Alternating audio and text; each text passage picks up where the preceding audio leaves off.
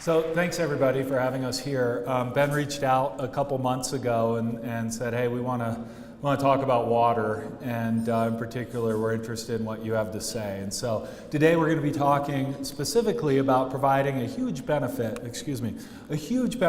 to Denver through the Gross Reservoir Expansion Program. And what that specifically is a way of securing our water future. And so I'll be talking about that, and then how we did it. What does it take to build and develop a project like this in the Front Range and also within the U.S. So to do a little self-introduction, another CU grad, so it's good. We got a couple out here. So I'm CU Engineering from years ago, also a CU Denver grad in the business school. So I consider Denver and Boulder CU my home, so I enjoy both institutions. And I'm a water engineer. I've been designing and developing dams for nearly 20 years now with a couple different consultants, and now with Denver Water, who provides water to all the water we're drinking today, as well to 1.4 million people through the Front Range of Colorado, either directly or indirectly. So we're really happy to be here. So we're going to talk about really commitment to collaboration and how we did that in the context of the Gross Reservoir Expansion Program.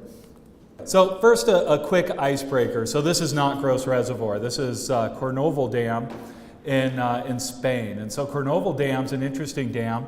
It was commissioned by probably Marcus Aurelius in either the 1st or 2nd century.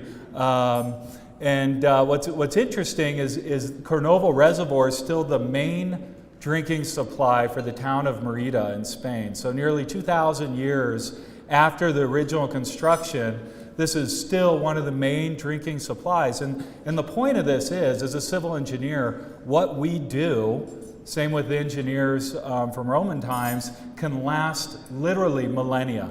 And so when we look at how we develop infrastructure and how we move forward with infrastructure, we really have to keep that context, because the imprint that we make lasts a long time. So we need to make sure that when we develop a project, we do it really in a really responsible way, environmentally and socially responsible way, so we know that the benefit it provides is going to really outweigh the impacts that a dam might cause.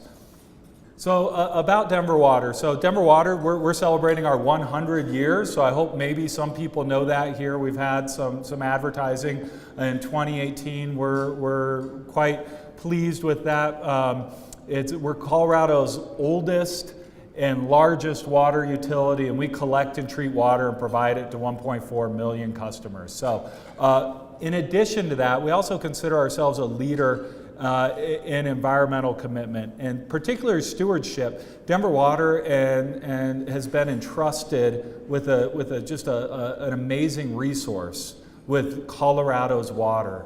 And so how are we stewards to this resource, and how do we responsibly use it, develop it, and get this precious resource to customers and to human life eventually, which is what the purpose of civil engineers is for the betterment of mankind, and that's what we do. So, did you know the Denver Water system is a very imbalanced system? So when we say that, what we mean is that when you look at our watershed map on here, and the red area that you see on the map is basically Denver and Denver's service area, and the highlighted larger watershed to the south is what we call our South Platte water system, or our South system. So if you just look at that, and then you look at the north, some of the highlighted area north, there's a big imbalance there. So that is geographically where we capture water and move it to drink. We have 90% of our water supply is on the south side of our system, and only 10% is on the north side of the system. That's an imbalanced system, and so if you talk to engineers and planners, we like to see resiliency. We want to make sure that we can always provide a high quality water and benefit to our customers. So we look at this, and it's pretty telltale that, hey, we have a problem. If we have issues in our system, we may not be able to deliver that precious resource to our customers. So this illustrates, again, this is now our service area, and 90% of the water comes through our treatment plants in the south. They're called the Foothills Treatment Plant and the Marston Treatment Plant. And very little comes through the north. 10% comes through what we call the Moffett collection system or our Moffett treatment plant. And so with going forward with Gross Reservoir expansion, we're going to really try to balance our system much more, make sure that we provide a resilient water future to Denver. So, when we talk about some of the challenges specifically, who remembers the Hayman fire from 2002? Yes, that's Colorado's largest wildfire, directly at one of our reservoirs, Cheeseman Reservoir. Cheeseman Reservoir is Denver Water's oldest large dam on the South Platte. We have 70,000 acre feet of water storage there, really one of our primary facilities. And so when that gets impacted by a forest fire, it really impacts our entire south system and our ability to then deliver water and make sure that we always have water on tap. So this is one of the reasons we're looking at Gross Reservoir expansion, is to make sure that we have a resilient system that can deal with these catastrophic events. And so we all know the story of population growth and what's happening in Denver and Colorado. Colorado is a very popular place. We have a lot of migration into the state, very little migration out of the state. And so we have a growing population. And so we need to meet the demands of a future Denver that has more population. But the good news is we're on it with a number of different ways. A lot of folks may remember a lot of our campaigns. We're a leader in environmental and especially water use efficiency and reduction of water use. So you'll see an advertising campaign. We started Zeroscape many years ago. We had a campaign, Use What You Need. Now we're even transitioning even beyond that, of looking at different ways we could use water and getting a real culture set within Colorado and Denver of using less water and really using what we need and really thinking of this as a precious resource that isn't just somebody else's. This is all our precious resource together.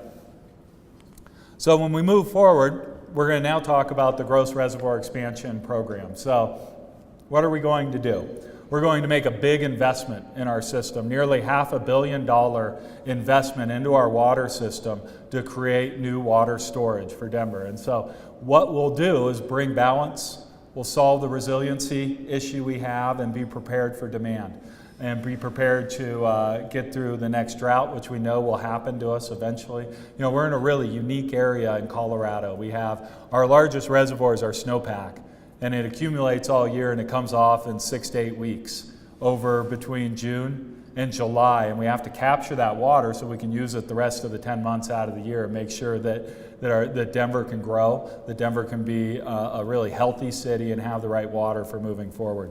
And we're going to do this by increasing the size of Gross Reservoir nearly 3 times of what it is now. So in context of where Gross Reservoir is, it's about 50 miles or maybe a little less than due west of here, maybe a little northwest, just on the border of Jefferson and Boulder County, about 7-8 miles into the foothills. So Gross Dam was originally built in 1955. It was completed, and it's a 340-foot tall dam. That's a large dam, and it's a concrete dam.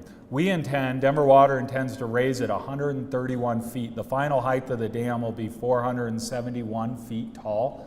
That'll be the tallest dam in Colorado when we're completed. The current tallest dam is Morro Point Dam on the Blue Mesa Complex. It's 468 feet tall.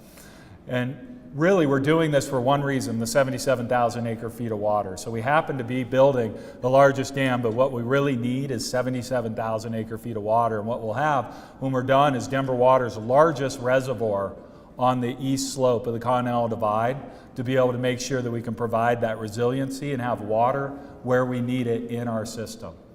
So some of the neat things about Gross Reservoir is that it was always designed for a raise. When the original designers designed Gross Dam, they quote unquote agonized over how to place the dam so they could raise it in the future. And they planned 2 raises, a 40-foot raise and an 80-foot raise. But Denver Water invested in a couple other projects, most notably Dillon Reservoir, in that time, and that met our needs for quite a while. And now we're going back and looking at Gross, and I'll talk in a second a little more specifically why we're looking at Gross. And it's really because it's the most environmentally responsible project we can do to meet that demand and meet the 77,000 acre feet of storage that we need. So it's not just how we get to the end, or it's not the end product, the 77,000 acre feet. What's really neat is Denver Water, nearly 15 years ago, through our board of water commissioners and our leadership, really committed that if we are going to develop a new facility, we are going to do it in the most environmentally responsible way we can. And through that, we made a lot of investments through the process, and particularly a lot of environmental investments. So as part of this, we looked at stream restorations. How do we improve streams that might have been weakened from flow regime that's been different over the last 100 years? How do we look at putting additional water in South Boulder Creek, a creek that under its natural flows would go dry in the fall months? So how do we keep water in there and keep fish in there? How do we collaborate with others along the way and make sure that we do this in a way that really ends up with a benefit to Colorado, in addition to meeting our needs within our customer base? And this is a video that's going to start to run. This is one of our projects that we did long before we needed to, and one of our commitments to environmental collaboration. This is what's called a Learning by Doing project. This is a project in which Denver Water partnered with Trout Unlimited, Grand County, and other entities to really look at the Fraser River. What's wrong with the Fraser River? The Fraser River gets really warm. And really warm is not good for the trout population and the fishery. So we looked at ways of what can we do to improve the river corridor, cool the water, and provide a benefit going forward. So what we did is we looked at shallow areas within the river and deepened those, made them so they're deeper and cooler. And what's really amazing is that these projects provide incredible payoff. We finished this project, and within 3 to 4 weeks, an area that had zero population, trout population, we had 14 and 16-inch fish move in within a couple weeks. We opened this area to the public, and now it's one of the destination locations right outside of Fraser to go fish. And so these are the type of projects Denver Water is committed to in moving forward and making sure that, yes, we acknowledge that there may be impacts, but we're going to go above and beyond to make sure that we're also providing benefits that outweigh those impacts and are compensatory to what those impacts might have been. So what's interesting, along the way, we have really made a lot of new partnerships. For those that know Colorado water history, it's been very decisive over the past, especially decisive over the west slope and east slope. We took gross reservoir expansion as an opportunity to collaborate and change that, and that's exactly what we did. And what's interesting, for those that might remember the terms Two Forks was a project that Denver Water, along with many others, endeavored to do nearly 20 years ago. And that was going to be a large reservoir on the South Platte River. And that large reservoir was actually vetoed by the EPA when Denver Water thought, and our partners thought we were going to move forward. That was really a turning point for Denver Water to understand that, hey, when we look to the future, we're going to look at collaboration and a commitment to our partners on the east slope and west slope, and really look at how do we develop a project differently that's ever been developed before in Colorado, and that's what we've done. We're really proud of what's called the Colorado River Cooperative Agreement. That's an agreement between Denver Water and 14 water utilities and signatories on the west slope, as well as over 20 other additional entities that came to the table and collaborated with us. It took us years to come to an agreement that really satisfied all parties involved, really buried the hatchet on past issues, and really started to look at the future and how do we provide water to not only Denver Water, but to Colorado as a whole, and how do we partner. We really have more goals in alignment than we do not. And so that process really changed Denver Water. It wouldn't have been possible without a deep commitment from our Board of Water Commissioners and our executive staff saying, go do this differently. We're a steward of our resources. We've been entrusted with these resources, and we need to move this project forward in a different way that's been done. And we're really proud of that. And I think I invite you to go to grossreservoir.org and learn more, and you'll see that we really have done a lot in that regard to moving this project forward in a different way. So what's next? We're designing and building the largest, tallest dam in Colorado. likely the largest dam project for the next 20 years in the United States, if not further. Dams don't get built anymore. Large dams really stopped being built in the late 70s and 80s, and we're really in a way of how do we care and maintain, and that's again why we're building Gross. Gross is interesting because it was always planned to be raised, but it also ended up being the least environmentally damaging practical alternative. That's NEPA talk. On which project actually provides the lowest impact to move forward, and that's the project we're doing. So right now we're designing the facility and we're looking at go to construction and start construction in 2020 and finish in 2025. It's a really intense project. Building a project like this requires 24 hours a day type of work. We'll build the concrete itself in about 500 days. That's about a foot a day. We'll raise the dam and we'll raise the concrete. And so that's actually very quick, and we'll do that over 2 construction seasons. And by the end of 2025, we plan to be done and have this water available or the dam and the reservoir available to start filling, so we can provide this benefit and the secure water future to Denver. So wrapping up, it's been a long process. We didn't have a slide on environmental. We started this in 2003. Denver Water is still in a permitting phase with one federal agency called the Federal Energy Regulatory Commission. But most notably, we've completed our full NEPA analysis. And NEPA, for those that don't know, is the National Environmental Policy Act. And that makes sure that projects like this go through an environmental assessment, in this case an environmental impact statement, which is actually even more robust, and make sure that we develop projects in the right way moving forward, and that all impacts are identified. We started that in 2003. We received our permit last year in 2017. It took us 14 years and a lot of studies.